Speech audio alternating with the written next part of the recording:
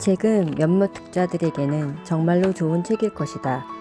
여기서 모든 독자에게 라고 하지 않은 이유는 인생을 바꾸기 위해 마음을 먹는 일이 대단히 어렵고 중요하다는 것을 강조하고 싶어서이다.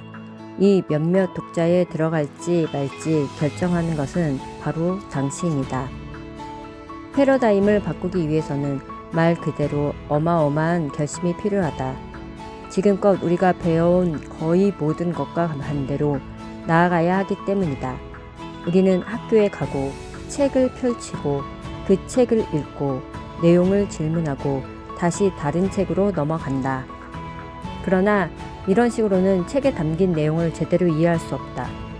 그저 한 번 읽고 넘어가는 것만으로는 자기 것으로 만들기 어렵다. 패러다임은 반복을 통해 만들어진다. 그것도 꾸준하고 일정한 간격으로 진행되는 반복적인 생각과 행동을 통해 만들어진다. 우리의 인생은 결국 패러다임을 통해 만들어지고 변한다. 하지만 대부분 사람은 이 말이 그다지 와닿지 않을 것이다. 왜냐하면 지금까지 지내왔던 방식, 과거에 교육받았던 방식에 연결되어 있기 때문이다. 우리는 패러다임이 무엇인지 전혀 배우지 못했으며 그저 정보를 수집했을 뿐이다. 이른바 명문대라고 불리는 곳에서 학위를 취득하고서도 허우적대며 인생을 살아가는 사람들이 있다. 이들은 돈을 많이 벌지도 못하고 직장에서 높은 지위로 올라가지도 못한다. 사업을 하는 사람이라면 도산하거나 폐업하기도 한다. 아마도 이 대목에서 독자들은 아니, 엄청나게 똑똑한 사람들이 왜 그런 거지? 라고 생각할 것이다. 사실 이 사람들은 그다지 똑똑하지 않다. 엄청나게 많은 정보와 지식을 축적했지만 이를 활용하지 않고 내재된 패러다임에 따라 행동한다. 어떻게 해야 하는지 배우고 아는 대로 행동하지 않고 무언가 알 수 없는 이유로 그 사실조차 깨닫지 못하는 것이다. 즉 이들은 잠깐 멈춰서서 자신의 행동을 돌아보지 못하고 가지고 있는 정보, 지식과 관련 짓지 못한다. 수년에 걸쳐 내가 깨달은 사실은 성공한 사람들에게는 무의식적으로 발휘하는 능력이 있다는 것이다. 이들은 왜 자신이 그렇게 행동했는지 똑 떨어지게 설명하지 못했다. 수백만 달러를 보유한 자산가, 명망 있는 기업의 창업자 역시 그 이유를 알지 못하고 자녀들에게도 알려줄 수 없었다. 물어보면 이들은 다만 그냥 그렇게 했어요 라고 말할 뿐이다. 사람들은 이들이 똑똑해서 그렇다고 하지만 실은 똑똑한 것과는 상관이 없다. 관련 있는 것은 패러다임이다. 패러다임은 우리의 삶을 상상할 수 없을 정도로 크게 좌우한다. 어떤 분야에서든 성공은 우리 마음속에서 무슨 일이 벌어지느냐에 달려있다. 외부에서 벌어지는 일과는 아무런 상관이 없다. 어떤 사람들은 경제적으로 어려운 상황에 직면했을 때조차 굉장히 잘 이겨낸다. 대공황 시대에도 모두가 일자리를 잃었던 것은 아니며 모두가 파산하지도 않았다. 일부는 수백만 달러를 벌어들이며 크게 성공했다. 왜 그들은 큰 성공을 거두었을까? 대체 무슨 일이 벌어진 걸까?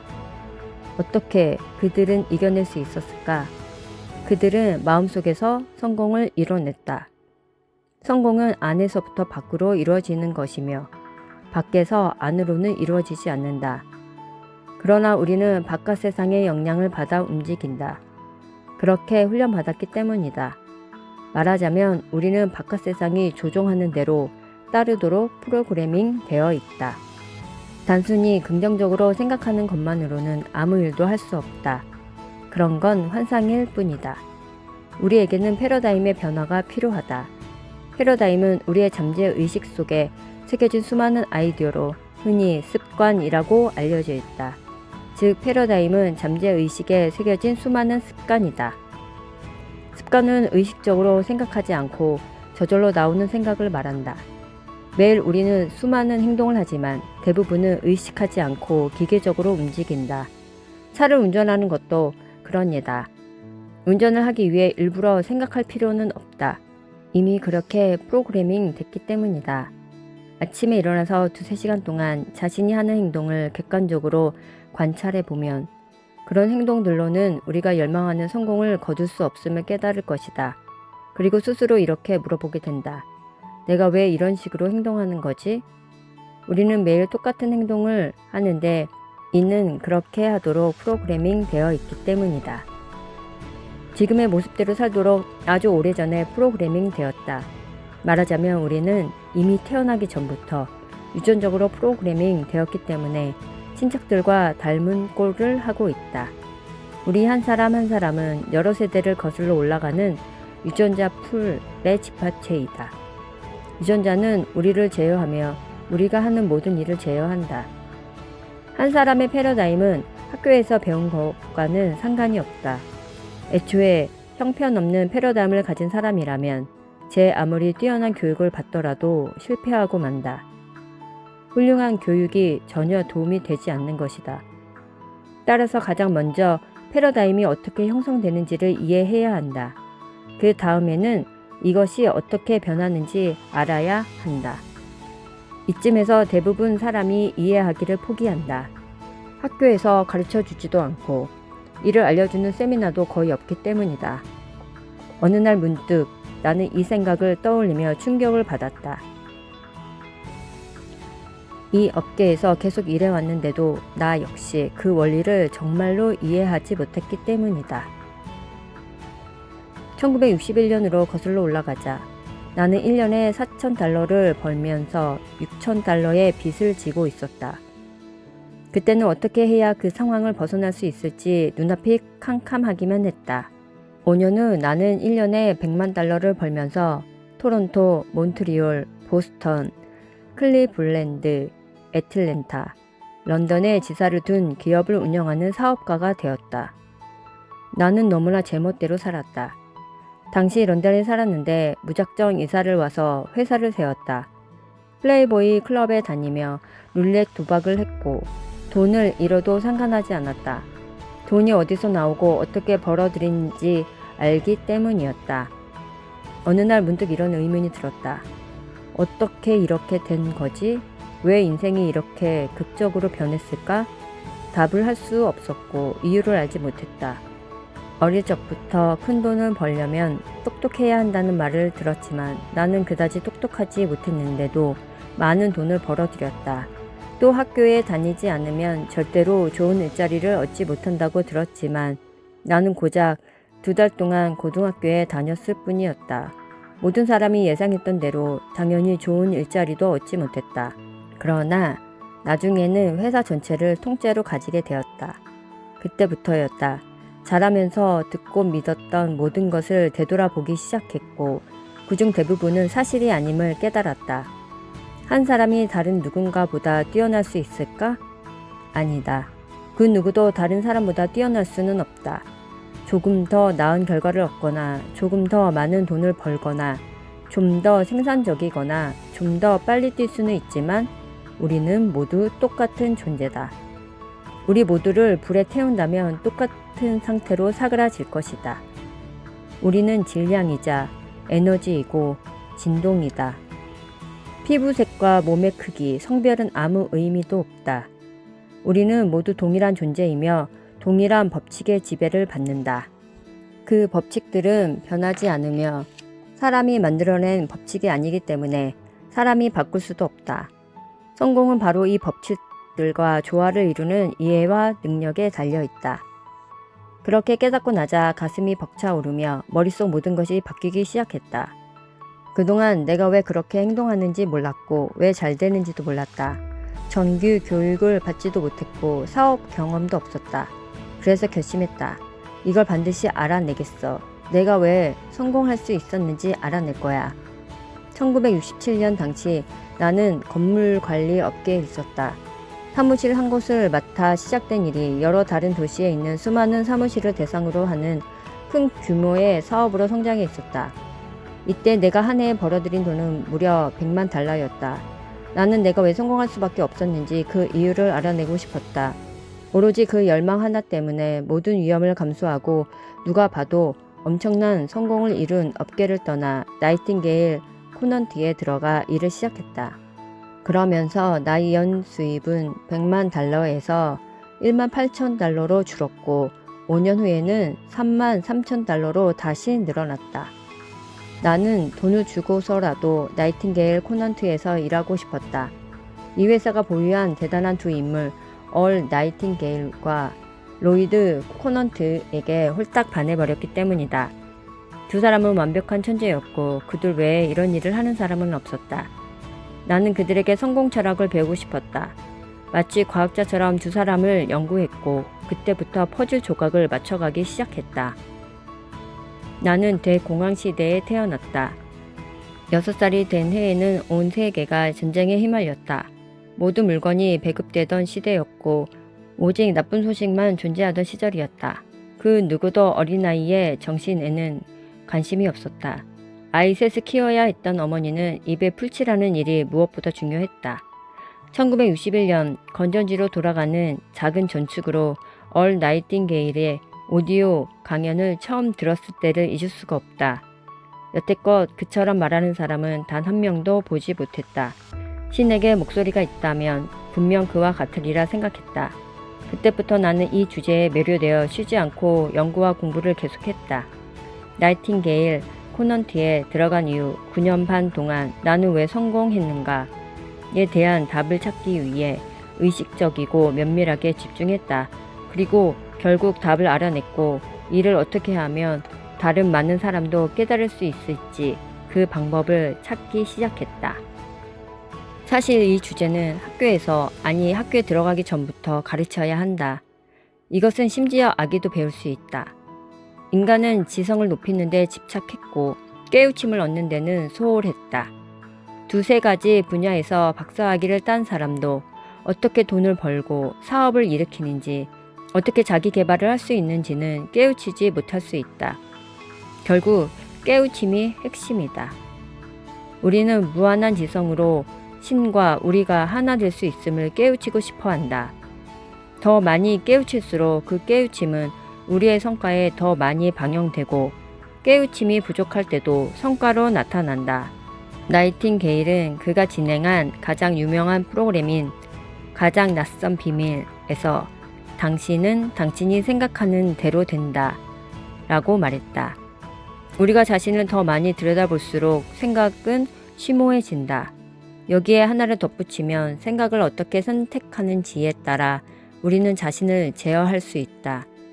이 세상에서 우리가 바꿀 수 있는 부분은 단 한 가지, 바로 자기 자신이다. 이 사실을 이해하고 시작해야 한다. 그 외에는 아무것도 바꿀 수 없다. 우리를 둘러싼 상황이나 조건을 바꿀 수 없으며 계속 벌어지는 상황에 적응하면서 앞으로 나아가야 한다. 그리고 그런 외부 조건보다 우리 자신이 더 크고 위대한 존재임을 이해해야만 한다. 나는 외부 조건에 그다지 많은 시간을 할애하지 않는다. 상황은 곧 지나가며 또 다른 상황이 찾아올 테니 말이다. 바깥 세상에는 허락만 된다면 우리를 지배하려고 달려드는 뭔가가 있기 마련이다. 나는 그렇게 내버려 두는 것을 선택하지 않았다. 내가 나를 지배한다. 나아가 관건은 무엇을 생각하느냐가 아니라 무엇을 내면화하느냐다. 생각은 내면화하지 않고도 할 수 있기 때문이다. 그러나 우리는 이 생각을 내면화해야 하고 감정을 담아야 한다. 그렇지 않으면 아무런 도움이 되지 않을 것이다. 생각을 그저 의식하기만 하면 부자가 되고 싶다고 생각하면서도 가난하게 살 수 있다. 부자가 되겠다는 생각을 내면화해야 가난에서 벗어날 수 있다. 동기부여 작가이자 강사인 네빌 고다드는 이 점을 아주 잘 표현했다. 그는 현명하고 의식적으로 환경을 만들어가는 사람의 상상 속에서 미래는 현실이 된다고 말했다. 인간은 다른 생명체들이 누리지 못하는 지적 능력을 지녔다. 세상의 다른 작은 생명체들은 모두 각자의 환경에서 편안함을 느끼고 녹아들지만 인간은 환경을 만들어내는 지적 능력이 있기에 그 어디에도 묶여있지 않다. 보통의 교육 시스템에서는 이 고등 능력에 관해 아무것도 가르치지 않는다. 기억, 관점, 의지, 판단, 상상, 직관, 이 6가지 경이로운 지적 능력이 어떻게 작용하는지 알고 있는가? 지금은 세상을 떠났지만 전 세계적으로 존경받는 심리학자 웨인 다이어가 이런 말을 한 적이 있다. 당신이 뭔가를 바라보는 방식을 바꾼다면 바라보는 대상이 바뀔 것이다. 관점을 바꾸면 세상을 바꿀 수 있다. 우리는 완벽한 기억력과 완벽한 직관을 타고났다. 우리에게 있는 지적 능력은 완벽하다. 그러나 우리는 그런 능력이 있다는 사실조차 알지 못하고 개발은커녕 어떻게 사용할 수 있는지도 배워본 적이 없다. 상상은 그저 우리가 가지고 노는 대상이 아니다.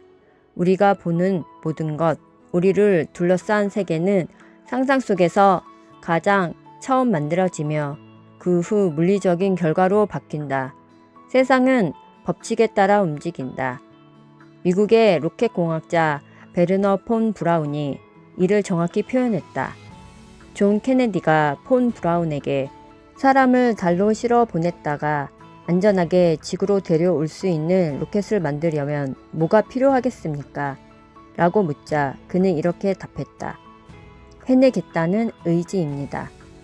의지는 인간의 고차원적인 능력 가운데 하나로 외부의 모든 방해를 배제하고 마음속 화면에 하나의 생각만 띄워놓을 수 있게 해준다. 하나의 생각에 집중할 때 그 생각은 형태로 바뀐다. 앤드류 카네기가 깨달았던 것처럼 마음속에 품은 생각이나 두드러지는 생각, 두려움이나 숭배의 대상이 되는 생각은 우리가 접근하기에 쉽고 편한 형태로 모습을 갖춰 시시각각 나타나기 시작한다. 우주의 제1법칙 가운데 하나는 에너지가 영원히 변한다는 것이다. 에너지는 한 형태에서 다른 형태로 변화하고 다시 그 형태에서 빠져나오기를 영원히 반복한다. 청명한 날에 하늘을 올려다보면 조각 구름들이 모이는 모습을 볼 수 있다. 구름은 점점 커지고 어두컴컴해지다. 이내 화르릉 하고 물을 쏟아낸다. 그곳에 아주 오래도록 머물러 보면 그 물이 원래 나왔던 곳으로 바로 돌아가는 광경을 볼 수 있다. 형태에서 형태로 이동하는 에너지다. 에너지는 본래 나왔던 원천으로 되돌아간다. 이것이 바로 우리의 본질이며 우리가 사용하는 모든 것에 관한 진실이다. 우리는 법칙에 따라 산다. 대부분 사람은 이 법칙을 이해하지 못하기에 인생의 많은 시간 동안 조화를 이루며 살지 못한다. 법칙을 이해하고 우리의 삶이 그 법칙과 조화를 이루도록 끌어갈 때 상황은 올바른 방향으로 움직이기 시작한다. 시인 랠프 윌도 에머스는 인과의 법칙이야말로 법칙 중의 법칙이라고 했다. 우리는 뿌린 대로 거둔다. 큰 호의를 베풀면 큰 보답을 받는다. 우리가 그 법칙과 조화를 이루었기 때문이다. 론다 번의 시크릿이 출간됐을 때 이 책은 큰 도움이 되면서도 많은 사람을 혼란에 빠뜨리기도 했다. 이들은 끌어당김의 법칙을 믿는다. 어떤 일에 대해 생각하면 그 일을 끌어당길 수 있다는 법칙이다. 하지만 끌어당김의 법칙을 이야기하는 사람 대부분은 진정으로 이 법칙을 이해하지 못한다. 끌어당김의 법칙은 부차적인 법칙일 뿐 근본적인 법칙은 진동의 법칙이다. 진동의 법칙은 모든 것이 움직이며 그 무엇도 멈춰 있지 않다는 사실에 바탕을 둔다. 우리는 감정의 바다 한가운데서 살며 자신의 주파수에 맞춰 생각한다. 생각은 에너지다. 우리의 생각이 만들어내는 주파수는 우리가 무엇을 끌어당길 것인지 지시한다. 주파수는 우리가 위치한 진동을 제어하기 때문이다. 우리는 우리와 조화를 이룰 수 없는 대상은 끌어당길 수 없다. 어느 한 사람이 가난하다면, 즉 지금 돈이 없고 이전에도 부를 쌓아본 적이 없으면서 단순히 부자가 되리라고 생각한다면 앞으로도 그는 가난한 상태에 머물 수밖에 없다. 이 사람은 가난의 진동 속에 있다.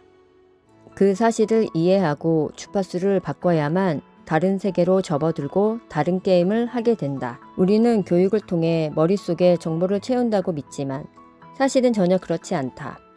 이탈리아의 교육자 마리아 몬테소리는 이렇게 말했다. 우리는 아이들을 학교에 보내면서 이 아이들이 컵이라고 생각합니다. 그리고 그 컵을 채우길 바라죠. 하지만 사실 컵은 이미 가득 차 있거든요.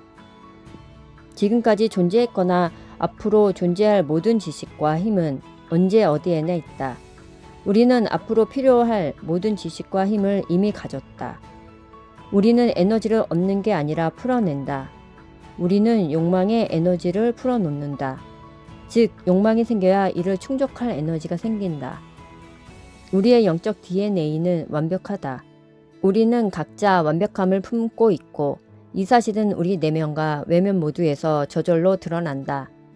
영혼은 확장과 표현의 대상으로서 항상 우리라는 존재의 본질이 순수하고 완전한 영혼임을 보여준다. 그리고 늘 더 많은 방식으로 자신을 표현하고 싶어 한다. 그렇기에 우리는 여러 가지를 원한다. 사실 우리는 무언가를 얻기보다는 성장하길 바란다. 나는 더 빨리 달리고 싶어. 나는 더 높이 뛰어오르고 싶어. 영혼은 우리를 통해 자신을 표현하고 싶어 한다. 그리하여 우리는 영적인 존재다. 영적인 경험을 했다고 말하는 사람들도 있지만 이들은 영적인 경험을 하는 게 아니다. 육체적인 경험을 하는 영혼인 것이다. 우리 안의 완벽함은 항상 표현할 방법을 찾는다. 그래서 우리는 달릴 때 더 빨리 달리고 싶어 한다. 더 높이 뛰어오르고 싶어 하고 더 많이 팔기를 바란다. 무엇을 하는지는 중요하지 않다. 더 완벽해지고 싶은 욕망이 있을 뿐이다. 그 이유를 이해해야만 한다. 내가 꼬마였을 때 할머니는 이렇게 말하곤 했다. 내가 가진 것에 만족해야 한단다. 할머니는 천사 같은 사람이었고 나는 할머니가 틀렸다고 말하고 싶지 않았다. 어떻게 할머니가 틀릴 수 있겠는가? 하지만 틀렸다. 불만은 창의적인 상태다. 우리는 더 많이 원할수록 더 많이 움직이기 때문이다. 원하는 것을 얻었는지의 문제가 아니다. 그저 더 많이 소유하는 것이 더 이롭다고 생각한다면 스스로를 속이는 것이며 결국 비참할 정도로 실망할 것이다. 중요한 건 더 많이 하는 것이다. 우리 안에 더 많은 우리가 일에 기여해야 한다. 내가 하는 일도 그게 전부다. 즉, 그저 내 안에 더 많은 나를 밖으로 꺼내는 것뿐이다. 나는 어제 내가 했던 것보다 더 훌륭하게 일하고 싶다. 은퇴라는 개념은 인생의 목표가 먹고 살 만한 정도로 돈을 벌어서 일할 필요가 없게 되는 것임을 암시한다. 그러나 우리는 일을 하려고 생겨난 것이 아니라 우리를 위해 일이 생겨났다. 우리는 일에서 만족을 얻는다. 당신은 만족을 얻기 위해 출근하는 것이다. 그리고 서비스를 제공해서 돈을 벌고 돈을 벌기 위해 서비스를 제공한다. 여기서 바로 잡아야 할 점이 있다. 우리는 돈을 벌기 위해 일하고 일하기 위해 태어났다는 잘못된 생각을 갖게 되었다. 우리를 가르친 사람들이 잘못된 생각을 했기 때문이다. 그들이 우리에게 현실에 만족해야 한다고 가르치니 우리는 이렇게 생각했던 것이다. 설마 저분들이 틀렸겠어? 지금까지 개인에 관해 이야기했지만 이제는 더 큰 구조, 이를테면 회사에 관해 이야기해보자. 앞서 이야기한 법칙들을 반드시 이해해야만 하지만 회사에서 중요한 위치에 있는 사람들은 제대로 이해하지 못한다. 많은 사업가가 시스템과 건물과 물건에는 많은 돈을 쓰면서도 사람에는 그리 많은 돈을 쓰지 않는다. 예를 들어 호텔을 떠올려 보자. 호텔에서 사람을 뺀다면 더 이상 호텔을 소유한 게 아니라 물건으로 가득 찬 건물을 소유한 것이다. 호텔은 사람이다. 사업을 시작하고 싶다면 사람을 읽어야 한다. 모든 사람에게는 잠재력이 있다. 그 잠재력을 어떻게 개발하는지 배워야 한다. 어떤 사람이 더 훌륭히 일하길 바란다면 그 사람이 원하는 것을 알아내야 한다. 사람이 일을 더 잘하려고 정말로 노력하는 유일한 순간은 정말로 원하는 것을 얻기 위해 일할 때이기 때문이다. 우리 안에 더 많은 우리가 기여하기 위해서는 무언가를 원해야만 한다. 흔히 사장은 직원들에게 이봐 실수했잖아. 어떻게 해야 하는 건지 제대로 보여줄게. 라고 말하지만 직원들은 자신이 했던 방식 그대로 돌아간다. 그렇게 일하라고 프로그래밍 되었기 때문이다. 그것이 직원들의 패러다임이고 그저 뭔가를 하라고 말하는 것만으로는 이들의 패러다임을 바꿀 수 없다. 오늘이나 내일 정도는 바뀔지 몰라도 곧 원래의 패러다임으로 돌아가고 만다. 패러다임은 자동 온도 조절기와 같아서 한 사람이 이뤄내는 성과의 온도를 조절한다. 직원들이 내는 성과의 온도를 바꾸고 싶다면 패러다임을 바꿔야 한다. 자동 온도 조절기를 교체하고 싶다면 기기에 대해 잘 알아야만 한다. 또한 교육을 통해 사람들이 자신은 누구이며 무엇인지, 무엇 때문에 행동하게 되는지 깨닫도록 해야 한다. 나는 여러 기업에 가서 이런 법칙들을 가르쳤고 그 결과는 어마어마했다. 1970년대에는 가장 큰 보험회사로 꼽히는 프루덴셜 오브 아메리카와 메트로폴리탄에 합류했다. 우리는 사람들이 새로운 습관 2가지를 세우도록 가르쳐 수백만 달러의 매출을 올렸다. 나는 직원들에게 아침 9시까지 잠재 고객 앞에 나타나서 10만 달러 상당의 보험을 사달라고 부탁하라고 했다. 그리고 이렇게 덧붙였다. 반드시 보험을 팔 필요는 없어요. 그저 사달라고 부탁하세요. 여러분이 이전과는 다르게 해야 할 일 2가지는 매일 아침 9시에 잠재 고객을 만나서 10만 달러짜리 보험을 소개하고 제안하는 겁니다. 그 결과 이들이 일주일 동안 계약한 10만 달러 보험 증권의 수는 예전의 연간 계약 건수보다 더 많았다. 나는 교도소에 가서도 똑같은 현상을 목격했다. 어떤 사람에게 왜 자신이 그런 결과를 맞이했는지 이유를 알려주고 결과를 바꾸기 위해 무엇을 해야 하는지 보여주면 그 사람은 그렇게 행동할 가능성이 크다. 그러나 단순히 그 사람을 바꾸려고만 한다면 바뀌지 않는다. 사람들은 변화에 저항하는 것이 아니라 타의에 의해 변화하는 것에 저항한다. 내가 변하기로 했다면 나는 변할 것이다. 만일 누군가가 내가 변할 것이라고 했다면 나는 그의 말에 저항할 것이다. 사람들이 더 잘하고 더 크게 변화하고 더 생산적이길 바라는가? 그렇게 하려면 무엇이 사람들을 움직이는지 이해하고 사람들의 마음이 어떻게 작용하는지 이해해야 한다. 마음이 어떻게 작용하는지 이해하는 건 심리학자들 뿐 아니라 모든 사람에게 필요한 일이다. 왜냐하면 마음은 움직이기 때문이다. 몸은 그 움직임이 겉으로 드러나는 것이다. 간디에 관한 수많은 일화 중에 이런 이야기가 있다. 어떤 사람이 어마어마한 인파를 뚫고 간디에게 다가가 제가 집으로 가져갈 수 있게 심오한 생각이 담긴 메시지 좀 써주실 수 있으신가요? 라고 쓰인 종이 한 장을 내밀었다.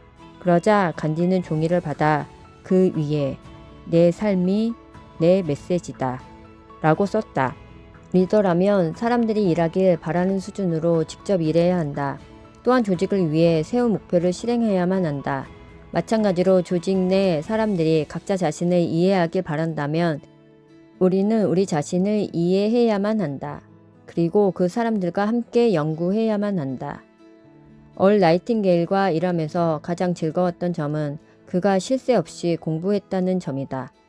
나이팅게일은 항상 배우고자 했고 그 모습은 흡사 내 삶이 내 메시지다 라고 말하는 간디 같았다. 나이팅게일의 삶 자체가 메시지였다. 나는 그가 무엇을 하고 무엇을 공부하는지 지켜봤다. 언젠가 그가 책상 위 독서대에 20세기 초에 활동한 동기부여 작가 토마스 트로워드의 책을 올려놨는데 책의 어느 한 페이지가 잘 보이게 펼쳐져 있었다. 나는 궁금해서 그에게 물었다. 저건 어떤 의미인가요? 저는 이 부분을 3달 동안 공부했습니다. 한 페이지를요? 네, 그 페이지를 온전히 다 이해하면 다음 페이지로 넘어갈게요. 나도 따라하기 시작했다. 트로워드가 쓴 책을 모두 사들였고 매일 공부했다. 그리고 나이팅게일이 하는 일을 하기 시작했다. 그는 내게 메시지였다. 그것이 바로 우리가 해야 할 일이라고 생각한다. 사람들을 이끌어 가려면 그들에게 바라는 행동을 직접 해야 한다. 먼저 행동하지 않는다면 사람들에게 어떤 일을 하라고 말해봐야 아무 소용없다. 패러다임은 누구든 배우고 활용할 수 있는 중요한 개념이다.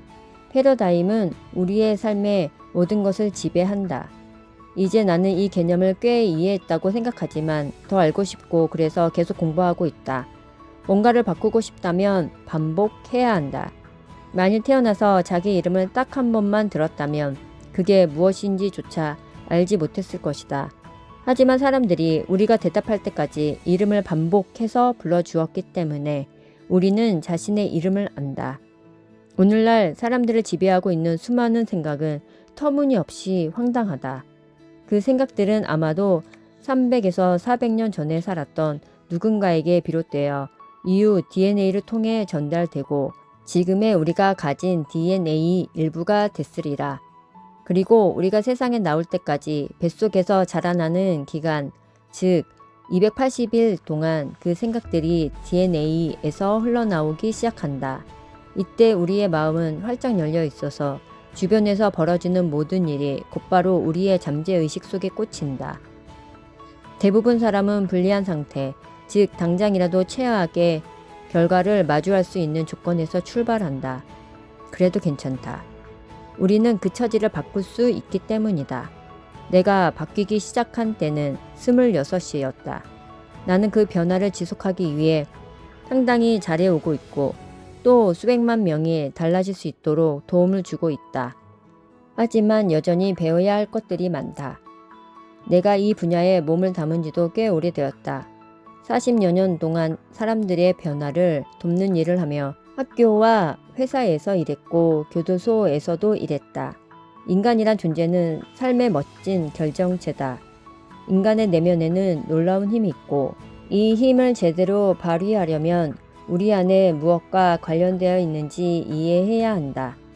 예를 들어 자동차를 운전하려면 변속 기어가 어디에 쓰이는지 이해해야 한다.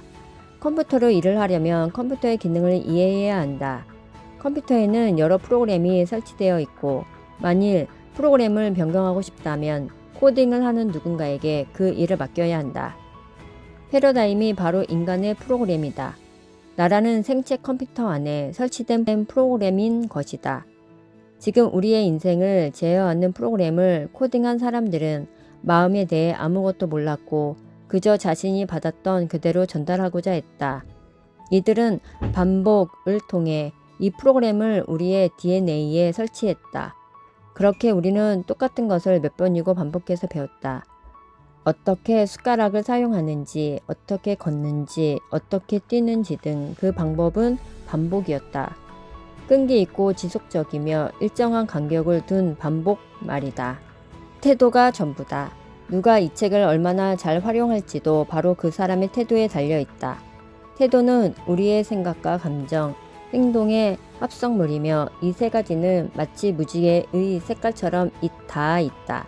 나는 태도에 관해 나이팅게일이 글을 쓰고 녹음한 마법의 말 오디오 강연을 반복해서 들었는데 아마 10,000번쯤은 들은 것 같다. 나이팅게일이 말한 마법의 말은 바로 태도다. 이 강연을 여러 번 반복해서 들으며 태도가 무엇인지 깨달았고 나의 태도는 어떤지 알게 되었다. 알고 보니 나는 내가 누구인지, 내가 무엇을 할 수 있는지에 대해 나쁜 태도를 보이고 있었다. 먼저 태도가 무엇인지부터 알아야 했고 그 다음에 이것을 어떻게 바꿔야 하는지 깨달아야 했다. 나는 태도를 공부했고 내 태도가 만들어지는 방식을 바꿨다. 내 태도는 다른 누군가가 반복을 통해 만들어준 것이었다. 태도에 관한 나이팅게일의 이야기는 그때까지 내가 알고 있던 모든 것을 부정했다. 나는 그 오디오 강연을 듣고 또 들었다. 내게는 검은색 가죽으로 제본된 나폴레온 힐의 생각하라 그리고 부자가 되어라가 한 권 있다. 26살이었던 1963년부터 나는 매일 이 특별한 책을 읽는다. 처음 이 책을 받았을 때 나는 이렇게 말했다. 전 이 책을 읽을 수 없어요. 진심은 아니었다. 책을 잘 읽지는 못했지만 대부분 사람이 읽는 수준, 그러니까 7학년 수준 정도로는 읽을 수 있었다. 이 책을 읽기 시작했을 때 2살 많은 누나 헬렌에게 팻이라는 친구가 있었는데 그녀도 책을 좋아했다. 팻은 언제나 책을 보고 있었고 늘 책과 함께였다. 아마도 동네 도서관에 있는 책은 전부 읽었을 것이다. 누나는 팻에게 내가 책을 보기 시작했다고 말했다. 나중에 팻이 내게 물었다. 헬렌이 그러는데 너 요즘 책 본다며? 응. 뭐 읽는 중이야? 좋은 책이야. 누나도 좋아할 것 같아. 생각하라. 그리고 부자가 되어라. 팻은 미소를 띄었다. 몇 달 후 다시 팻을 만났다. 너 지금도 책 읽니? 응. 요즘은 뭐 읽는데? 생각하라. 그리고 부자가 되어라. 세상에, 지난번 만났을 때 내가 푹 빠져 있던 책 아니야? 맞아. 아직도 그 책을 읽고 있어. 팻은 나를 약간 희한하다는 듯 바라보았다. 다시 몇 달이 지나고 그녀가 물었다. 지금도 책 읽고 있어? 그럼 뭐 읽는데? 생각하라. 그리고 부자가 되어라. 그 책 한 권을 정말 오랫동안 읽었다. 당시 나는 패러다임을 바꾸는 행동을 하고 있었던 것이었지만 그것을 인식하진 못했다. 의도적으로 하는 일이 아니었다. 그저 읽고 있는 책에 마음을 빼앗겼을 뿐이었다. 팻은 내가 이상하다고 생각했다. 자신은 책 한 권을 읽으면 곧장 다른 책으로 넘어갔기 때문이다. 정말로 많은 책을 읽었기 때문에 교양은 있었지만 그녀는 스스로에 대해서조차 잘 알지 못했다.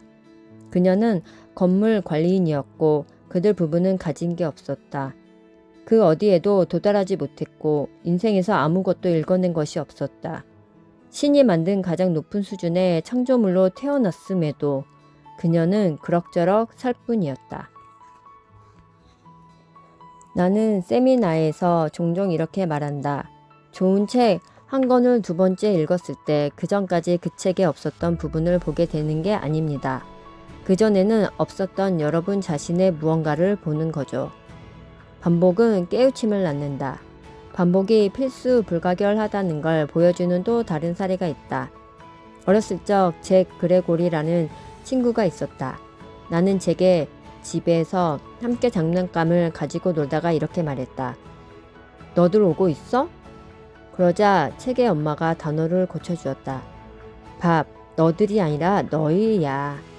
나는 그녀가 잘못 알고 있다고 생각했다. 한 명이 아니라 여러 명을 부르는 말이니 너들이 바른 표현이라고 생각했다. 나는 계속 너들이라는 표현을 썼고 그때마다 잭의 엄마는 계속 고쳐주었다. 그러다 어느 날 누군가가 한 명 이상의 사람들을 부를 때 너희 오고 있어? 라고 말하는 것을 들었다. 또 다른 누군가가 비슷한 상황에서 너희 오고 있어? 라고 말하는 것도 들었다. 이때부터 나는 잘못 알고 있던 단어를 고치려고 했었다. 너들 오고 있어? 라는 말이 순간적으로 나오려고 하면 잠깐 멈췄다가 너희 오고 있어? 라고 말했다. 이렇게 말하는 것이 몹시도 불편하다고 느꼈지만 결국에는 그 습관을 바꿨다. 이제 나는 누군가가 너들이라고 말하는 것을 들을 때마다 곧바로 잭의 엄마를 떠올린다. 그녀는 나를 깨우치기 위해 반복해서 알려주었다. 물론 그녀도 자신이 무슨 행동을 하는지 몰랐으리라. 하지만 그녀는 그렇게 했다. 우리가 해야 하는 일이 바로 이것이다. 매일 하는 습관적인 행동으로는 원하는 결과를 얻을 수 없다는 깨우침을 얻어야 한다. 어떻게 자신의 행동을 바꿀 수 있는지 깨달아야 하고 그 행동을 만들어내는 것과 똑같은 방식으로 바꿔야만 한다. 바로 반복을 통해서 말이다. 똑같은 책을 읽자. 똑같은 오디오 강연을 듣자. 6개월 동안 하루에 2번씩 나이팅게일의 마법의 말을 듣는다면 장담컨대 자신의 태도를 몹시도 예리하게 느낄 것이다. 그리고 그 깨우침은 당신의 인생을 바꿀 것이다.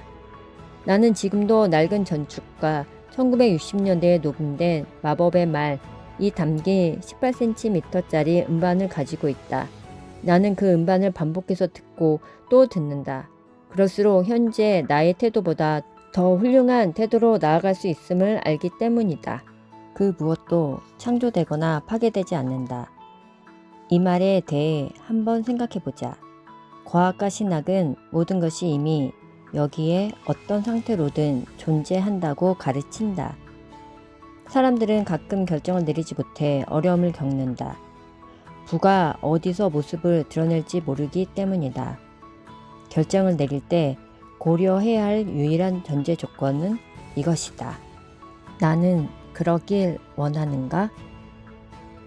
돈, 지원, 사람 등 그 무엇도 중요하지 않다. 결정을 내릴 때 생각해야 할 오직 한 가지는 나는 그러길 원하는가? 다. 우리가 원하는 것은 우리가 움직이는 주파수보다 훨씬 더 높은 주파수에 있다. 결정을 내리고 그 결정에 충실할 때 우리는 원하는 것이 있는 주파수로 마음을 돌리게 된다. 그리고 그 주파수에 머무르며 내린 결정은 우리의 새로운 패러다임이 된다. 이 주파수를 유지해야 한다. 주파수는 행동뿐 아니라 우리가 끌어당기는 대상을 통제하기 때문이다. 우리의 마음은 라디오나 전화기와 같은 방식으로 움직인다. 그렇기 때문에 우리가 욕망하는 가치의 주파수에 맞춰 움직여야 한다. 내가 15살이었을 때 우리 집에 처음으로 전화기가 생겼다. 50명 정도 되는 사람이 한 번호를 공유해서 쓰는 공동전화였다. 왜 당시에는 공동전화라는 걸 썼을까? 무한히 많은 주파수가 존재한다는 사실을 몰랐기 때문이다. 일단 이 점을 짚고 넘어가자.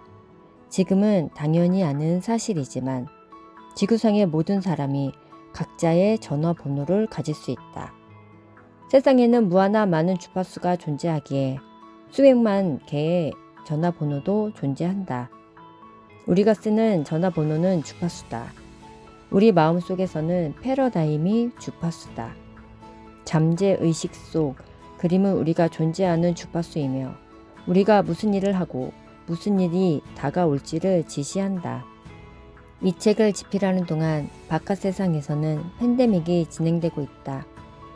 슬픈 일이긴 하지만 이 사건이 나를 멈추지는 못할 것이다. 나는 법칙에 따라 움직이고 있고 따라서 내게 필요한 모든 것이 끌려올 것을 안다. 내가 온전히 필요로 할 때, 즉 그 전도 그 후도 아닌 바로 그때 끌려올 것이다. 그것이 법칙이 작동하는 방식이다. 그러니 나는 인내심을 갖고 내가 원하는 것이 있는 주파수에 머물기 위해 필요한 일을 해야 한다. 여전히 나는 내가 가진 것보다 더 많은 것을 원한다. 더 많은 돈을 원하는 것이 아니라 내가 더 많이 성장하기를 바란다. 나는 무한한 지성이나 신과의 하나됨에 관해 좀 더 깨우치고 싶다. 이해하고 배우기 위해 정진하고 또 정진하면 결국 깨우칠 수 있으리라고 믿는다. 우리는 지금보다 더 정진해야만 한다. 자신이 욕망하는 가치를 그림으로 그리고 글로 써야 한다. 마음속에 이미지를 만들어냈다면 반복을 통해 그 이미지를 잠재의식에 새기고 스스로 느끼도록 해야 한다. 이를 실현해야 한다. 네빌은 이를 결정적 상상이라고 불렀다. 이루어졌다고 생각하는 것이 모든 기적의 시작이라는 의미다.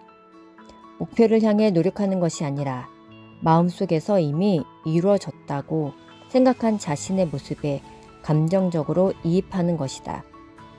이것이 육체적인 차원으로 넘어가는 것은 시간 문제다. 당신은 지금 그렇게 살아야 한다. 이때 지금의 의미란 이렇다. 마음속에서 원하는 것을 본 순간, 감정적으로 이입하는 순간, 이미 당신이 이룬 것처럼 여겨라. 때론 주변 사람들이 미쳤다고 말할지 모르지만 그래도 괜찮다. 그들은 우리가 무엇을 하든 그렇게 생각할 것이다. 그들은 모른다. 자신이 모른다는 사실조차 모른다. 우리는 앞으로 나아가고 있고 자신은 그렇지 못하기 때문에 우리가 미쳤다고 생각한다.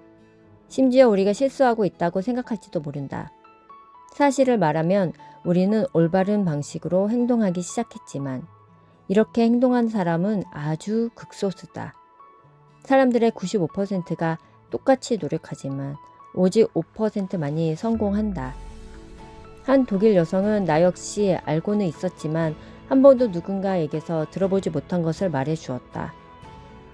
모든 성공은 5%의 전략과 95%의 마인드셋이에요. 옳은 말이다. 우리는 프로그래밍 된 대로 살아왔고 외부에서 주어지는 환경과 조건에 따르는 방식으로 살아왔다. 또한 단순한 오감이 주는 자극에 쉽게 반응하고 휘둘리며 살도록 배웠다. 세상은 우리에게 이렇게 말한다. 내가 내게 말하는 걸 들을래? 내가 내게 보여주는 걸 볼래? 우리 집에는 강아지 2마리가 산다. 우리 강아지들은 보고 듣고 냄새를 맡고 맛을 보고 무언가 만질 수는 있지만 나처럼 관점, 의지, 판단, 상상, 직관, 기억 같은 지적 능력은 가지고 있지 않다. 외부에서 들어오는 감각에 따라 살면 인간만이 지닌 지적 능력을 사용하지 못한다. 만일 욕망이 있다면 이룰 수 있는 능력도 있는 것이다. 능력은 욕망과 함께 온다. 우리 대부분은 자신이 원하는 패러다임, 자신의 손으로 직접 만든 패러다임 안에서 살지 못한다. 자기만의 패러다임으로 사는 사람은 극히 드물다. 많은 사람이 부모나 보호자, 그 밖에 누군가가 만들어준 패러다임으로 살아가며 그 패러다임이 평생을 좌지우지한다. 당신의 패러다임에 따라 작동하는 잠재의식은 활짝 열려 있어서 주변에서 벌어지는 모든 일을 곧바로 받아들인다. 잠재의식은 완전히 연역적이다. 그 무엇도 스스로 만들어낼 능력이 없고 도덕관념도 없다. 잠재의식은 땅과 같다. 그 속에 무엇을 심든 전혀 상관하지 않는다. 얼 나이팅게일이 가장 낯선 비밀을 통해 표현했듯 우리는 땅에 옥수수를 심을 수도 있고 바로 곁에 독초인 까마중을 심을 수도 있다. 옥수수든 까마중이든 둘 다 땅에서 아주 풍성하게 자라날 것이다. 잠재의식도 마찬가지다. 그 속에 무엇을 심든 자라날 것이다. 땅이 그렇듯 잠재의식도 그저 받아들이고 키울 뿐 무엇이 좋고 나쁜지는 판단하지 않는다. 그리고 잠재의식에 심긴 생각은 행동으로 고스란히 드러난다. 우리는 수도 없이 많은 강의에 참석해서 어떻게 살고 싶은지, 어디서 살고 싶은지, 무엇을 하고 싶은지, 누구와 어울리고 싶은지 쓰곤 한다. 이런 내용을 가지고 세세한 구석까지 모두 써보면 하나의 그림이 완성된다. 대부분의 사람은 보통 여기서 끝낸다. 그러나 상상과 판단이라는 능력으로 아무리 멋진 그림을 그려냈어도 반복 없이는 잠재의식이 될 수 없다. 오직 반복을 통해서만 그림에 담긴 생각을 잠재의식 속에 심을 수 있다. 따라서 우리는 생각을 쓰고 또 써야 한다. 매일 아침 나는 문장 9개를 쓰고 녹음하는 일을 3번씩 반복한다. 그리고 이것을 동업자인 샌디 갤러거에게 보내는데 샌디도 똑같이 한다. 우리가 서로 같은 생각을 공유한다는 의미다. 이런 반복과 공유를 통해 우리는 사업을 바라보는 방식과 이루고 싶은 목표, 즉 비전을 강화한다. 우리는 이런 의식을 계속 이어갈 것이다. 그렇게 회사를 꾸려가며 우리가 살고 싶은 세상을 만들어 나갈 것이다. 이것이 바로 지금 해야 할 일이다. 글을 쓰자. 글을 쓰면 생각을 하게 되고 생각을 하면 그림을 그릴 수 있다. 상상력을 발휘해 머릿속에 그림을 그리고 말과 글로 그림에 색을 입혀 아름다운 작품으로 완성하자. 언젠가 한 미술가에게 어떻게 그토록 아름다운 작품을 만들어낼 수 있었는지 물었는데 그는 이렇게 대답했다. 저는 꿈속에서 그림을 그립니다. 그리고 꿈을 그림으로 그리죠. 바로 이것이 우리가 해야 하는 일이다. 그림을 그리는 꿈을 꾸고 꿈을 그림으로 그리는 일. 이런 비전을 몇 번이고 반복해서 쓰는 것은 잠재의식을 통해 보편적 지성에 심는 것이다. 이 보편적 지성은 법칙대로 작용한다. 이것은 당신이 아프리카 한가운데에 있든지 시카고 한복판에 있든지 어디에 있든 상관없이 모두에게 똑같이 적용되는 법칙 중의 법칙이다. 당신이 원하는 생각을 지속 반복적으로 잠재의식 속에 깊숙이 새겨 넣으면 이 생각은 법칙에 따라 반드시 당신을 통해 드러나게 돼 있다. 원하는 생각을 지속적으로 의식에서 반복해서 잠재의식에 새기는 사이에 당신은 다른 행동을 할 수밖에 없고 그 행동은 반드시 다른 결과로 나타날 수밖에 없다. 시크릿이 출간되고 얼마 지나지 않아 비행기를 탔는데 뒷좌석에 앉은 어떤 남자가 손을 뻗어 내 어깨를 툭툭 쳤다. 나는 돌아보며 물었다. 누구시죠? 자신을 프로 골퍼라고 소개한 남자는 뉴욕에서 열리는 페덱스 토너먼트 대회에 참석하러 가는 길이라고 했다. 그리고 얼마 전에 시크릿을 읽었다면서 이렇게 말했다. 선생님이 저를 좀 도와주실 수 있을 것 같네요. 어쩌면 아주 많이 도울 수 있을 겁니다. 어쩌다 보니 정말 그렇게 되기는 했지만 나는 남자에게 새로운 패러다임을 만들어내려면 잠재의식 속 생각들을 어떻게 바꿔야 할지 말해주었다. 바로 이것이 지금 당신이 해야 할 일이다. 패러다임은 우리의 행동을 지배하고 우리가 원하는 결과를 안겨주는 그림과 같다. 왜 그런 결과가 나왔는지는 걱정할 필요 없다. 당신과 합이 맞기 때문에 나타나는 결과일 테니까. 얼 나이팅게일이 내린 성공의 정의로 다시 돌아가자. 가치 있는 이상을 계속해서 현실로 만들어 나간다. 어떤 사람이 500만 달러를 모았고 1000만 달러를 벌기 위해 계속 일한다고 하자. 또 어떤 사람은 학생인데 평균 학점이 C와 D지만 A와 B를 받기 위해 연구를 한다고 하자. 이들은 주어진 방향에 따라 계속해서 움직이고 있다. 나아간 경로는 완전히 다르지만 둘 다 성공했다. 모두 이미 결정된 목표를 향해 나아갔기 때문이다. 성공은 지금 내가 어디에 있는지가 아니라 어디로 가고 있는지다. 지금 나아가고 있는 방향이자 인생의 표적이다. 인생의 기본적인 법칙은 창조하거나 해체하거나 다. 이미 결정된 목표를 향해 노력하고 있다면 창조하고 있는 것이며 신이 우리에게 바라는 일을 하는 것이다. 나는 우리가 신의 임무를 수행하기 위해 여기에 왔다고 믿는다. 신은 창조주라고도 불리는데 그래서 아마도 신의 임무는 창조일 것이다. 우리에게 창조의 능력이 주어진다면 그 임무를 완수하기 위해 창조하기 시작해야 한다. 우리는 그 일을 꽤 잘하기 때문이다. 많은 사람이 그저 목표를 세우고 수첩에 목표를 쓰고 최선을 다해 노력하기만 하면 성공하리라고 생각하며 살아간다. 그러나 실제로는 그 어느 곳에도 도달하지 못하고 오르락 내리락만 하다가 결국은 끝도 없이 오르락 내리락 하는 일에 질려버리고 만다. 그리고 더 이상 나아가지 않고 멈춰서서 자신이 어디에 와 있는지 높이를 재본다. 이것이 바로 많은 사람이 여생을 사는 방식이다. 체육관과 피트니스 센터를 떠올려보자. 이곳 관장들은 사람들에게 회원권을 팔아 수백만 달러를 벌어들인다. 이들은 사람들이 연간 회원권을 사면 2주나 3주 정도만 출석하다가 결국 오지 않을 것임을 잘 안다.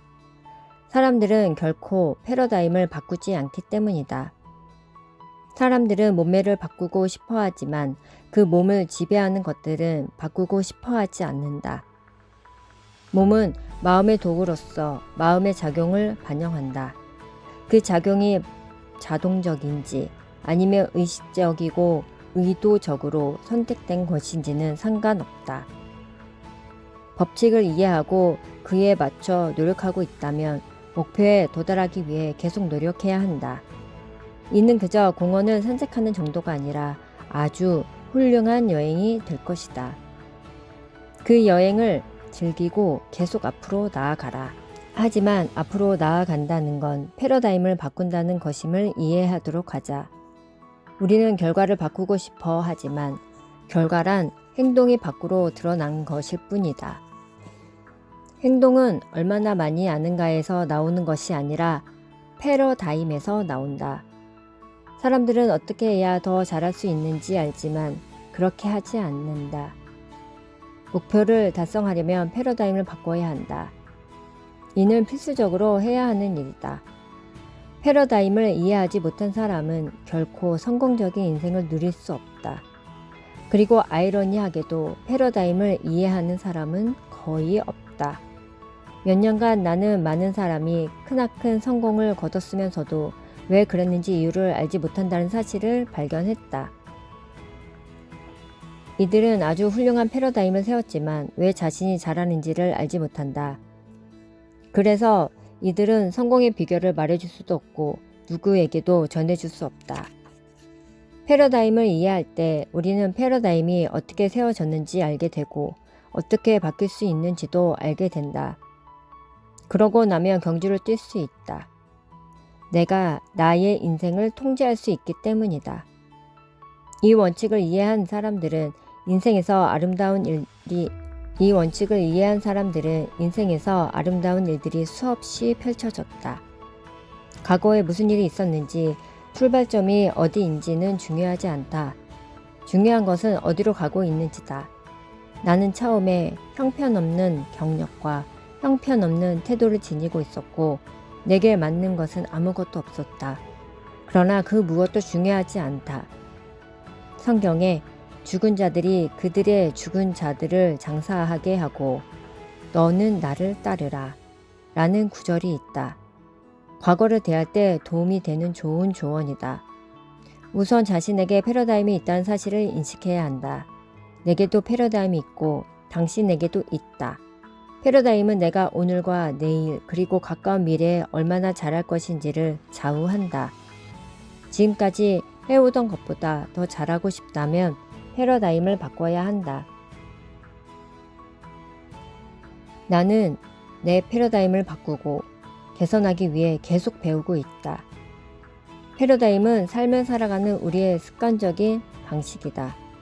우리의 패러다임 일부는 아주 훌륭하다. 우리를 지원하고 우리에게 이로우며 다른 사람에게 도움이 되고 인생에서 가치를 창조한다. 따라서 패러다임은 그 모두가 부정적인 것이 아니라 긍정적인 동시에 부정적이다. 나는 나의 부정적인 생각을 좀 더 긍정적인 생각으로 바꾸고 나쁜 습관을 좋은 습관으로 바꿀 수 있길 바란다. 그래서 매일 노력하고 있으며 아마도 죽는 날까지 노력할 것이다. 예전에 친구 2명과 4월 동안 여행을 떠나면서 인생의 목적에 대해 깊이 생각했다. 그리고 내 인생의 목적이 생산성을 장려하고 즐거움을 추구하는 풍요로운 환경에서 살고 일하는 것이라고 판단했다. 내가 인생을 살아가는 목적은 내 가족과 지역사회, 회사와 국가 그리고 궁극적으로는 전 세계에 제공하는 서비스를 개선하는 것이다. 내가 하는 일은 서비스의 일종이다. 이 사실을 알아내는데 사흘이 넘게 걸렸다. 인생의 목적을 깨닫는데 시간은 충분히 써야 한다. 그 목적은 우리가 침대에서 일어나는 이유가 되며 수많은 결정을 내릴 때 도움이 된다. 사람들은 내게 돈을 많이 벌 엄청난 기회들을 제시하곤 하지만 나는 그중 일부에는 전혀 관심이 없다. 내 목적과는 거리가 멀기 때문이다. 마셜 필드 앤드 컴퍼니의 창립자 마셜 필드는 부동산은 부자가 되는 가장 안전한 최고의 방법이다 라고 했는데 딱히 이 말에 동의하진 않는다. 부동산으로 돈을 버는 사람들이 많지만 나는 부동산에 관심이 없다. 나와는 거리가 먼 길이다. 아직 목적을 찾지 못했다면 매일 아침 10에서 15분 정도 생각할 수 있는 시간을 갖자. 차분하게 앉아 있을 수 있는 곳에 펜과 메모장을 놓아두자. 커피를 좋아한다면 커피 한 잔을 준비해서 자리에 앉아 스스로 질문해보자. 나는 무슨 일을 하는 것을 좋아하는가? 우리는 모두 태어날 때부터 뭔가 특별한 점을 갖고 태어난다. 우리에겐 우리의 상상을 뛰어넘는 엄청난 재능과 능력이 있다. 그러나 우리에게 부여된 목적을 발견하지 못하면 그 능력도 사용하지 못한다. 우리는 결국 한 가지 도전에서 다른 도전으로 성공을 계속 이어나가면서도 끊임없이 좌절한다. 우리가 원했던 것이 아니기 때문에 충분히 만족하지 못하는 것이다. 얼 나이팅게일은 이렇게 말했다. 당신은 돈 때문에 출근하는 게 아닙니다. 만족을 위해 출근합니다. 당신은 만족하기 위해 돈을 벌고 돈을 벌기 위해 서비스를 제공합니다. 목적에 따라 살고 있다면 하루하루를 보내는 방식에서 굉장한 만족감을 얻을 것이다. 내가 그렇다. 내가 하는 모든 일이 목적을 따르기 때문이다. 그런데 목적은 만들어야 하는 건지 아니면 발견되는 건지 궁금할 수 있다. 나는 목적이 발견되는 것이라고 믿는다. 언젠가 TV에서 인터뷰하는 여성을 본 적이 있는데 한때 라스베이거스의 한 코러스단에서 무용수로 있었다던 그녀는 이렇게 말했다. 저는 제가 세계적인 스타가 될 만큼 훌륭한 무용수가 아니라는 걸 알았고 그래서 그만뒀어요. 저는 페이스트리 굽는 걸 좋아했기 때문에 프랑스로 갔어요. 그리고 프랑스에서 가장 잘 나가는 페이스트리 가게에서 일자리를 구했죠. 얼마 안 가 그녀는 세계에서 가장 뛰어난 페이스트리 셰프가 되었다. 이쯤에서 이런 생각이 들지 모른다. 하지만 나는 내가 좋아하는 일을 하면서 돈을 하나도 벌지 못하는데? 지금 하는 일을 사랑한다면 돈을 버는지 못 버는지는 중요하지 않다. 중요한 것은 이 질문이다. 나는 내 일을 사랑하는가? 얼 나이팅게일은 부가 두 가지 형태로 찾아온다고 말했다. 하나는 유형의 물질적인 부이고 다른 하나는 무형의 정신적인 부이다. 정신적인 소득은 하루를 보내는 방식에서 얻는 만족감이다. 물론 물질적인 부는 벌어들이는 돈의 액수다. 이 모든 것은 나이팅게일이 공식이라고 부르는 보상의 법칙이다. 우리가 버는 소득은 우리가 하는 일의 필요성, 그 일을 할 수 있는 우리의 능력, 그리고 우리를 대체할 수 없는 어려움에 비례한다. 따라서 소득이 크려면 우리가 하는 일의 필요성도 커야 하므로 정말로 그 일을 잘 해야 하고 우리를 대체하기가 어려워야만 한다. 패러다임과 사이버네틱스의 관계를 알아보자. 이 둘은 아주 흡사하다. 사이버네틱스는 제2차 세계대전 당시 수학자였던 로버트 위너와 물리학자였던 알루트로 로젠블루스가 발견했다. 사이버네틱스는 동물과 일부 기계 간 제어와 소통을 연구하는 과학이다. 사이버네틱 메커니즘을 이해하는 방법으로는 자동 온도 조절기 비유가 최고다. 예를 들어 집안 온도를 섭씨 21도에 맞추려고 자동 온도 조절기를 설정한다고 해보자. 그런데 앉아 있다가 불현듯 외풍 때문에 발이 시리고 집안이 서늘하게 느껴진다. 자동 온도 조절기를 살펴보는데 실내 온도가 섭씨 18도인 걸 발견한다. 대체 무슨 일이 벌어진 걸까? 곧 누군가가 문을 활짝 열어놨다는 것을 깨닫는다. 이제 자동 온도 조절기가 제 일을 하기 시작한다. 온도를 높여야 한다는 메시지가 자동 온도 조절기에서 난방로로 전달된다. 불이 켜지고 팬이 돌아가고 자동 온도 조절기가 21도로 올라갈 때까지 집안 전체로 열이 전달된다. 21도에 도달하고 나면 다시 작동을 멈춘다. 비행기의 자동 조종 장치 역시 사이버네틱 메커니즘이다. 비행기가 출발지를 떠나면 조종사는 자동 조종 장치, 즉 사이버네틱 메커니즘을 켠다. 이제 조종사는 뒷자리로 와서 승객과 저녁을 함께 먹을 수도 있다. 물론 조종사가 자리를 비우는 일은 없겠지만 그럴 수도 있다는 의미다. 자동 조종 장치가 비행기를 조종해 주는 덕이다. 비행기는 예상치 못한 난기류에 부딪혀 항로에서 벗어나기도 하는데 사이버네틱 메커니즘이 개입해서 비행기를 제자리로 돌려놓는다. 사이버네틱 메커니즘의 중요한 역할은 비행기를 바로 잡고 원래의 항로로 되돌려 놓는 것이다. 맥스웰 몰츠라는 성형외과 의사는 1960년에 출간한 저서 맥스웰 몰츠 성공의 법칙에서 이 개념을 마음에 적용했다. 패러다임은 사이버네틱 메커니즘과 같다.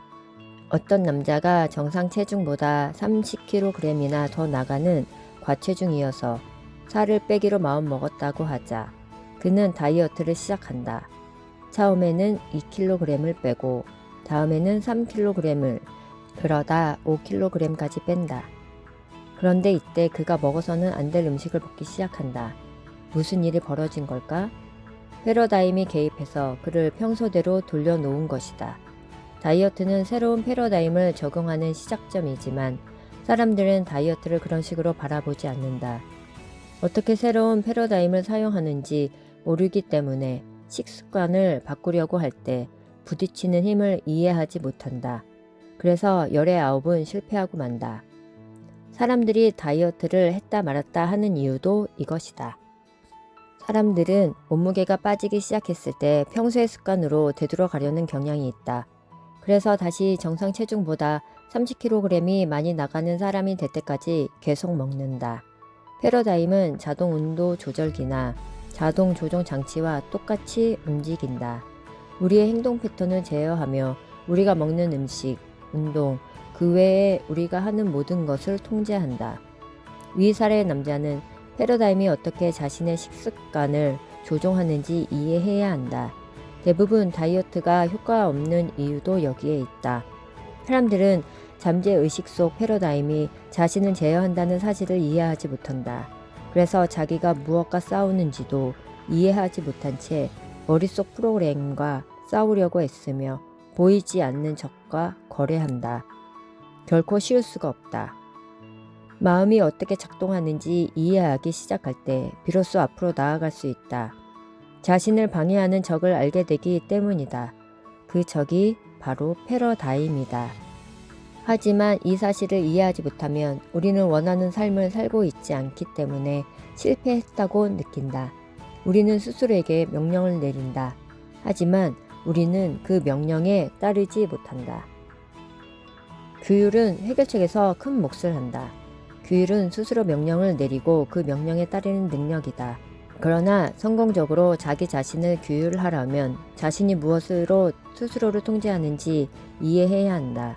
즉 자신을 지배하는 패러다임이 무엇이고 그 패러다임이 우리의 생각과 행동에 어떤 영향을 미치는지 이해해야 한다.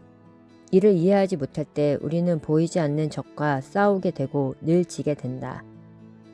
성경에서 솔로몬 왕은 이렇게 말했다.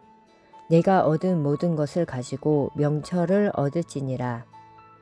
이해는 의심과 걱정의 반대편에 있다.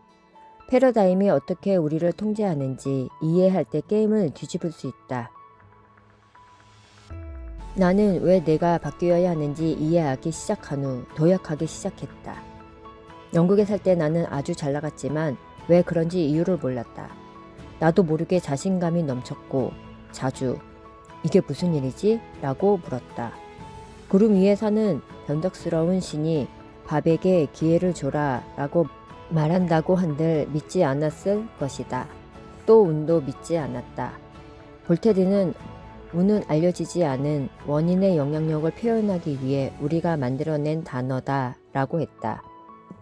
나는 신이 나를 따로 발탁해 행운을 안겨주었다고 믿지 않았다. 그렇다 보니 도대체 무슨 일이 벌어진 것인지 알고 싶었다. 왜 나는 26이 될 때까지 잃기만 하고 지기만 하다가 갑자기 하룻밤 만에 그토록 어마어마한 성공을 거둔 것일까? 패러다임이 무엇이고 어떻게 자신을 제어하는지 이해할 때 사람들은 다이어트를 계속 유지하고 적당히 먹을 수 있다. 몸이 마음의 도구임을 깨달았기 때문에 몸을 통제하기 시작하고 몸은 마음의 작용에 복종한다. 제임스 앨런은 위대한 생각의 힘에서 이렇게 말했다. 몸은 섬세하면서 마음대로 모양을 바꿀 수 있는 도구로 강하게 새겨진 생각에 기꺼이 반응한다. 그리고 생각의 습관은 좋든 나쁘든 몸에 영향을 미친다. 이 원칙을 이해하지 못하면 우리는 매일 자신을 통제하고 훈육하느라 힘겨운 시간을 보낼 수밖에 없다. 자기가 무엇과 싸우고 있는지조차 모르기 때문이다. 자기가 싸우고 있는 대상을 이해하고 규율과 욕망을 조합해 활용할 때 비로소 승리할 수 있다. 먼저 왼손을 내민 뒤 오른손을 내밀어 보자. 왼손이 한 면이 되고 오른손은 다른 한 면이 된다. 양극성의 법칙이라는 것이 있다. 이 법칙은 앞으로 내민 두 손처럼 대립의 법칙이다. 모든 것에는 반대편, 즉 대립하는 면이 있다. 왼쪽과 오른쪽, 뜨거움과 차가움, 위와 아래, 안과 밖 등이다. 왼쪽 손은 부정적이면 무지라고 하자. 그리고 오른쪽 손은 긍정적이면 암이라고 하자. 의식적인 차원에서 무지는 의심과 걱정의 원인이 된다. 의심과 걱정을 내면화할 때 우리 안에서는 공포라는 이름의 진동이 일어나며 그 공포는 불안으로 드러난다. 우리 마음에 공포가 각인될 때 반드시 밖으로 드러나게 되는데 그것이 바로 불안이다. 불안은 의심과 걱정에서 비롯된 공포의 표현이다. 그리고 의심과 걱정은 무지에서 비롯된다. 왼쪽 손이 무지라면 다른 쪽 손, 즉 오른손은 암이 된다. 암은 이해의 근거가 된다. 어떻게 이해를 구할 수 있을까? 이해를 구하려면 한 가지 방법밖에 없다. 바로 공부다. 반드시 공부해야 한다. 이해는 믿음으로 이어지고 믿음은 공포와 대립한다. 믿음은 불안 대신 웰빙의 모습으로 드러난다. 그리고 웰빙은 유쾌한 기분으로 표현된다. 이제 한쪽에 놓인 의심과 걱정, 다른 한쪽에 놓인 이해 사이에 존재하는 것은 그 자체의 존재다. 그냥 존재하는 것이다. 그 무엇도 좋거나 나쁘지 않고 옳거나 그르지 않다. 그저 우리 생각이 그렇게 만들 뿐이다. 모든 것은 그저 그 자체로 존재할 뿐이다. 우리의 생각이 그 존재를 좋은지 나쁜지 결정한다. 나는 사람들이 공부해야만 한다고 생각한다. 공부는 지극히 중요하다. 그러나 우리는 목표가 없고 목적이 없으면 공부하지 않는다. 우리는 학교를 졸업하고는 다 끝냈다고 생각한다. 불행하게도 학교는 실제로 어떻게 공부하는지, 무엇을 공부해야 하는지 절대로 가르쳐주지 않았다. 그렇다면 새로운 패러다임을 잠재의식에 새기려면 어떻게 해야 할까? 무엇보다 자기 개발에는 결승선이 없음을 이해해야 한다. 우리는 무언가를 공부하고 끝냈는데 익숙하지만 실은 절대로 공부하는 것을 끝마칠 수 없다. 절대로 우리가 원하는 만큼 우리 자신에 대해 알지 못한다. 우리는 계속해서 패러다임을 바꿔나가고 있고 우리의 결과 역시 계속 만들어 가는 중이다. 이제 나는 새로운 뭔가를 추구할 때 불편할 거라는 사실을 안다.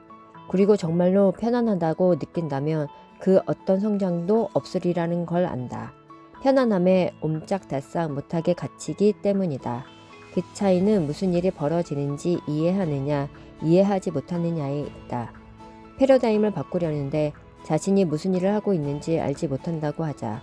그러면 패러다임을 바꾸지 못하고 실패할 가능성이 크다.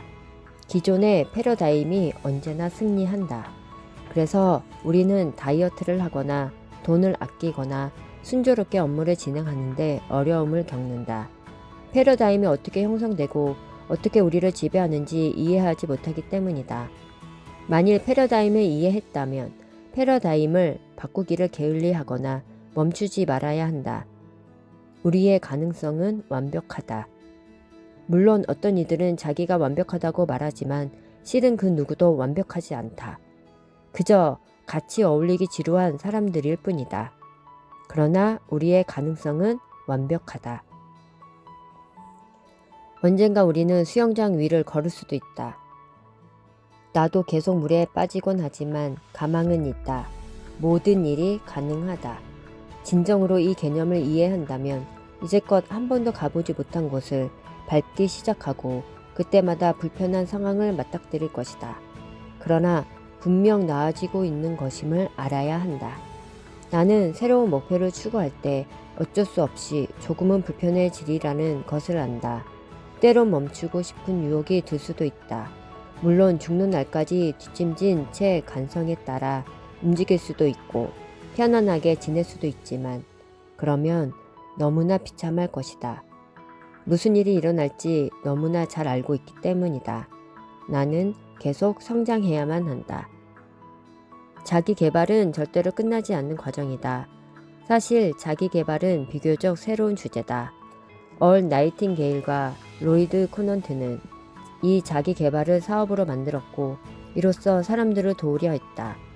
다른 사람들은 이 분야를 그저 찝적댔을 뿐이지만 두 사람은 몹시도 진지했고 일로 접근했다.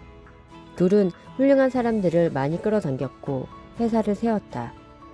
사람들은 본래 사용했어야 했던 방식대로 자신의 자원을 활용하기 시작했고, 이는 회사에서뿐 아니라 개인적으로도 효과가 있는 것으로 나타났다. 곧 많은 회사가 자기 개발을 활용하게 되었다. 1968년부터 1973년까지 내가 나이팅게일 코넌트에서 일하던 동안에는 패러다임에 관한 논의가 없었다. 우리는 이를 잠재의식 훈련이라고 불렀지만 그 깊이나 형성 과정에 대해 이해하지는 못했다. 그러다 조엘 파커가 1993년 패러다임을 출간했고, 이때부터 우리는 이 개념에 빠져들었다. 얼 나이팅게일은 건설적인 불만을 언급했다. 우리는 언제나 개선되길 바라고 앞으로 나아가길 바란다는 것이다. 이는 건설적이지만 동시에 불만족스럽다. 편하지 않지만 원하는 일을 하고 가고 싶은 방향으로 가기 때문에 행복하다. 사람들은 지적 능력이라고 하면 자뇌와 논리적 기능 등을 떠올리지만 사실 잠재의식에 새겨지는 것들은 운해의 기능에 좀 더 가깝다. 이를테면 풍부한 감정으로 목표를 확인하고 목표가 마음속에 시각적으로 새겨질 수 있도록 창의적으로 시각화하는 것이 그렇다. 이런 연습은 패러다임을 전환하는 데 도움이 된다. 네빌은 저서 의식의 힘에서 이 점을 짚어냈다. 그는 욕망하는 상태로부터 생각하기를 언급했다.